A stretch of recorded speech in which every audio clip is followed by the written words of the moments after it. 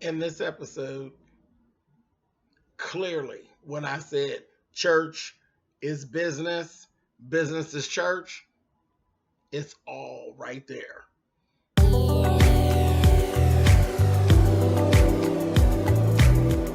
And I'm like, come on through, Cookie. I want to put my soapbox. That's basically it. Let's talk about drag and all its forms.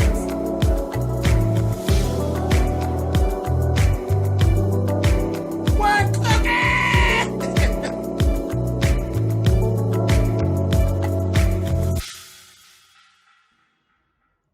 Okay, guys, thanks so much for clicking on the video. This is going to be my review for Season 1, Episode 11 of Greenleaf. We only have a couple episodes left to the end of the season. Like I said, church is business. People can say whatever they want. They can put it however they like. Church is business. And they go right into this episode. You're starting to see the business of the church. Since all the scandal with Mac and the bishop and all the church is empty as hell. It's empty. He's literally preaching and people are walking out. Meanwhile, they're shining a light upon his medical issues, whatever those are. There's some medical issues he has, and he's doing a lot of shaking and a lot of fatigue, and it looks kind of like Parkinson's a little bit, like early stages. I don't know. They're not saying, but it's leading us to believe there's something medically going on with Bishop. But like I said, you can see the church empty and all people walking out. They talked about the offerings being down.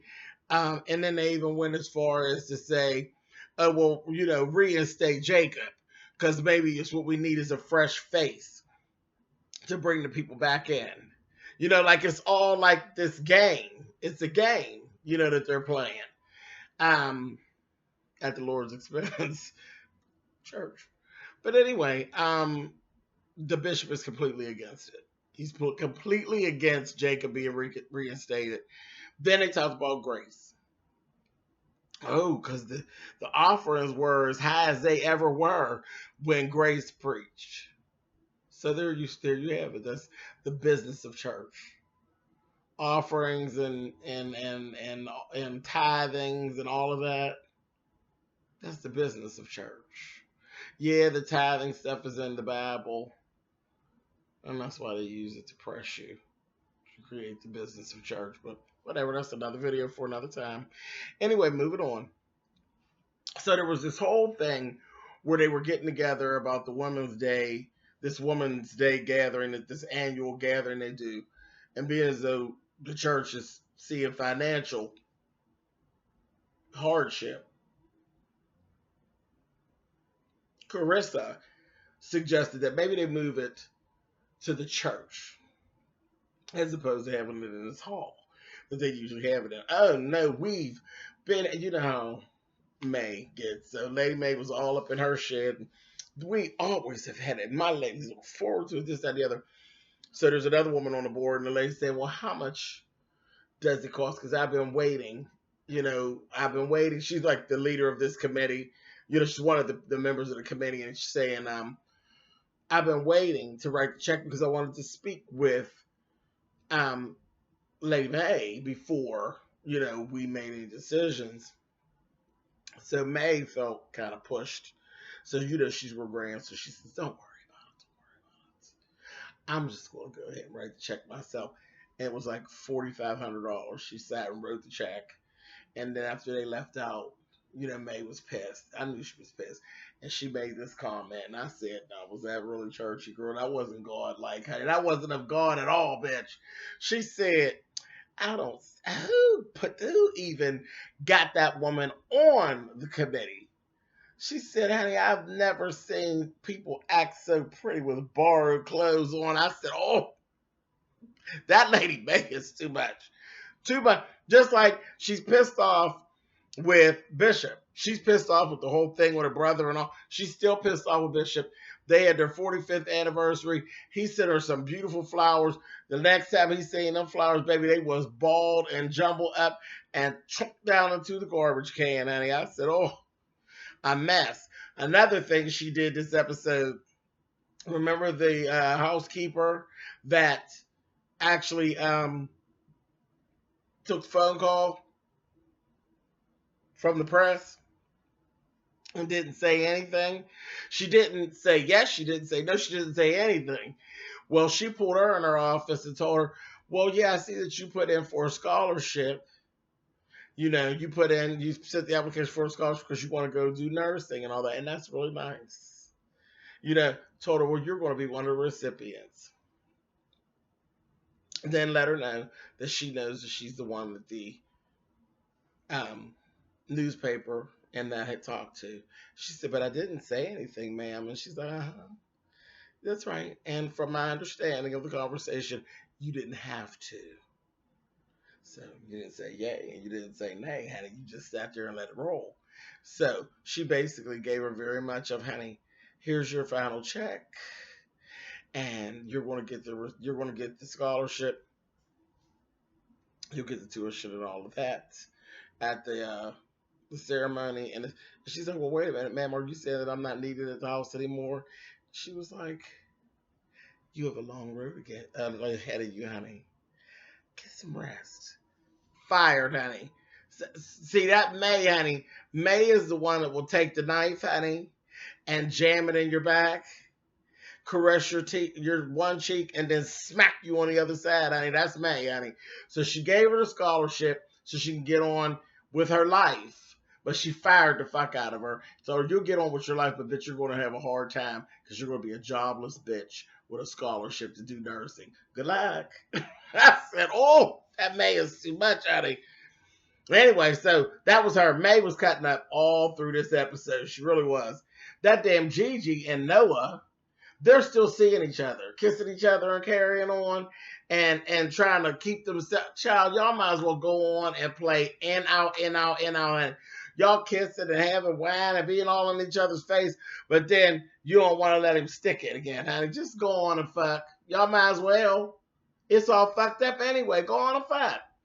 Gigi's daddy then came, Gigi's Sophia, her daughter Sophia, daddy then came and had Gigi served papers. He wants custody. Sophia's all upset, and she said, it's not my fault. Now, I'm stuck in the middle between the two of you all, and it's really your fault because all you had to do is talk to him in the beginning, and maybe it wouldn't have been like this. Whatever. Is what it is. So they got that going on. Let's see. What else? Bishop was in a meeting with Alexa and her lawyer. Alexa's threatening to sue. They came in, they were trying to see if they could reach an agreement. And he said, we need to get an agreement going. And the lawyer, she was bad, honey. He said, is this agreement like a Ford agreement? Or what did you say? A Ford agreement or a Lexus agreement? She said, no, honey. Jaguars are nice. I said, oh, she's ready to stick it to y'all's ass, honey. I said, all right. Came out of there, honey, and ran into Jacob. And look, and you could tell they hadn't seen each other or anything. Alexa just turned her head, kept on walking. She went about her business, honey. It's about her business. She's suing the shit out of their little church, honey. I said, okay. So Bishop ends up having a conversation with Jacob and basically let him know, fuck you. You're never going to be reinstated over my fucking dead body. I don't believe that you have a calling and you need to just go on away from ministry, period, and go do whatever it is that you think you can do because this ain't it. So they basically come on out with it. Jacob ends up talking to Carissa, told Carissa, you know, it is what it is. That's his thing. This is what I want to do. So he was looking into other churches and everything.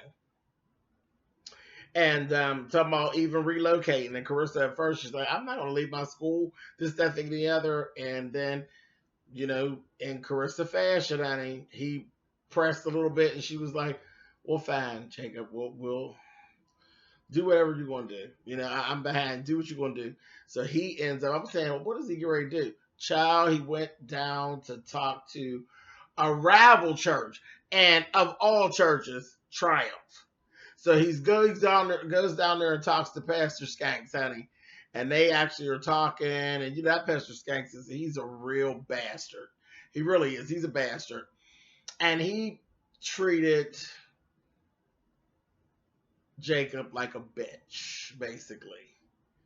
It was kind of a situation where he was trying to kind of make him grovel. I was really not liking it at all. But at any rate, at the end of it, he told him, you know, what we need to do, we're going to sit down like men, because it's the way I do business. I need to have a conversation with you and your dad. I'm not going to hire you without actually having a conversation with the bishop to make sure that you have the bishop's blessing and this, that, thing, and the other, because that's just how we do things. So he says, that's fine. I'll set it up. And then he says, are you sure you're not coming here in search of that white chick? He's like, what white chick? Here, Alexa is actually a member at Triumph now. And that's what he was actually talking about. He said, I know y'all had a little, you know, tete-a-tete or whatever. I said, oh, he's too much. That Pastor Skanks is a hot mess. He's as messy as they are over there at Calvary. So we had that whole thing going on. Charity and Kevin, let's talk about their ass. Charity is so motherfucking shady. She's so done with Kevin. She's just done with him, really, for the most part. And just as it said it, you know, real shady. She don't really want to talk to him. He's sleeping on the damn couch. And then I feel kind of bad for him because he is, for all intents and purposes, he is actually trying to fight his demons. He is literally, he told a story to the little guy. Remember the guy from the little homeless shelter, little thing that they were doing to the church, which they ended up, you know, the money's messed up, so they got to pull out.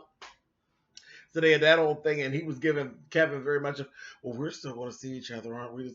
He wants to be Kevin so bad, baby, he could taste it. I said, you want that black painted so bad, honey? I said, oh, stop it, go sit down. But anyway, Kevin is like trying to stay away from him. He's really trying to fight it off. He's fighting the feelings off, and it's not really, I don't think, his whole gay situation.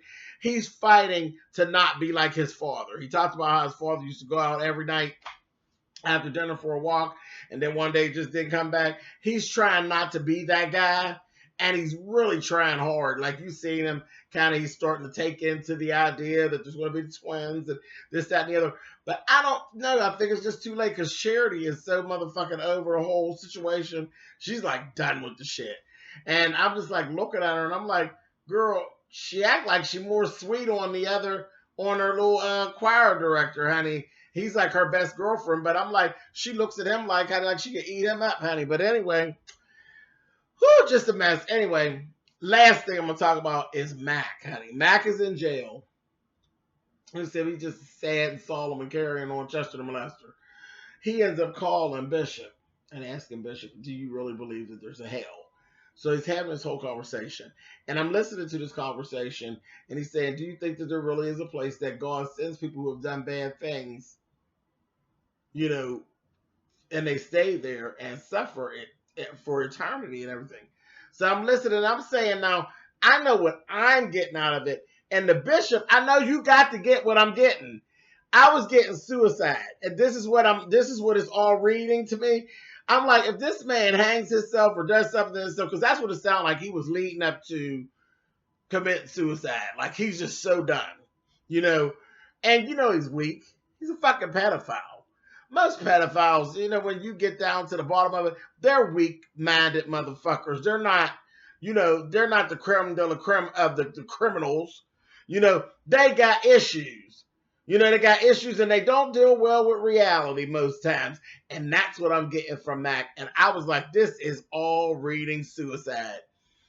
Honey, the bishop gave him very much of, oh, no, I don't really believe, you know, all like that. You know, I believe, you know, God, you know, he basically told him, everybody going to heaven. But it's just all in the repentance and having to admit what you did. And then how God's going to really look at you and go through what you did. And that's like living hell. So really, he made it sound like hell's not as bad as what everybody says hell is. And I was like, you know, child giving, go ahead, child, slit your wrist, go ahead, don't worry about it, girl. That's what I was getting from the bishop. Here, girl, Here's the knife, honey. Have at it, bitch. It ain't gonna be that bad, bitch. It ain't gonna bleed that much. That's what I was getting from the bishop. And I was like, that's so fucking dirty. But yeah, I got from Mac that his weak-minded ass, I would not be surprised if Mac does something to himself while he's in jail because he looks like he's about to crack. He really does. And now the other part, do I feel bad for Mac? Keep your motherfucking hands to yourself. And I'm going to leave that at that. Anyway, so that's it. That's basically all they did. And we only got a couple more episodes left. So I'm kind of sad about that. But yeah, this is still really, really good. And definitely, if they do another season, you know my ass will be right here with my eyes open, my ears open.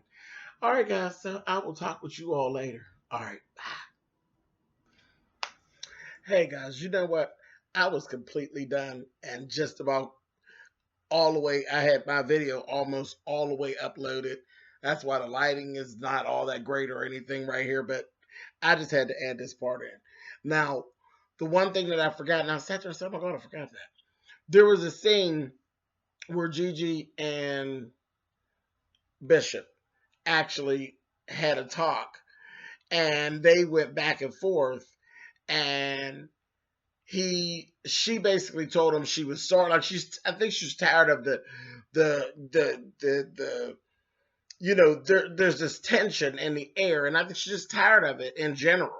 So she went and she told him, you know what, I'm sorry. So, whatever it is, and that was the whole thing. He's upset with her because she went against him. And she said, I'm sorry. And he told her, you're not sorry because you don't think you have anything to be sorry for. All I asked you for was some time. And you wouldn't even grant me the time to get some things in order because you just didn't care. Which, a bunch of bullshit. Like she said when she told him, I gave you 20 years. Boom. So he basically told her that. Then he told her that the whole thing with Sophia's father coming trying to take custody of her, that is God punishing her for the things that she's done. I said, oh, you know what? And then he actually told her, he went on to say basically that he didn't love her as much as he used to. That the love that he had for her, it's been shredded and he don't know if it'll ever be back to, you know what, that Bishop, he is something else.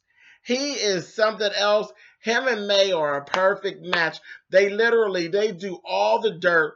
They are self-centered. They are nasty as hell. And they always cover it up with some shit from out of the Bible. They're a hot mess. But he basically told Gigi, that he done fell out of love with her because she went against him. Everything, she was the apple of his eye until she disagreed with him about something. And now, like, fuck her. And she told him, you know what, you were right about something. He said, well, she said, yeah, this is over. And she went on. And I guess she said, well, fuck it, let's get down, So, I don't know how I even actually forgot that part. But I'm going to go ahead and add this to the end of the video. Y'all just excuse the lighting and stuff. But, yeah, I couldn't just let this week go by. I started to hold on and save this for next week, but had to put it on there, child. Oh, nasty-ass Bishop, honey, with herself. All right, now I'm done. See y'all later. Bye.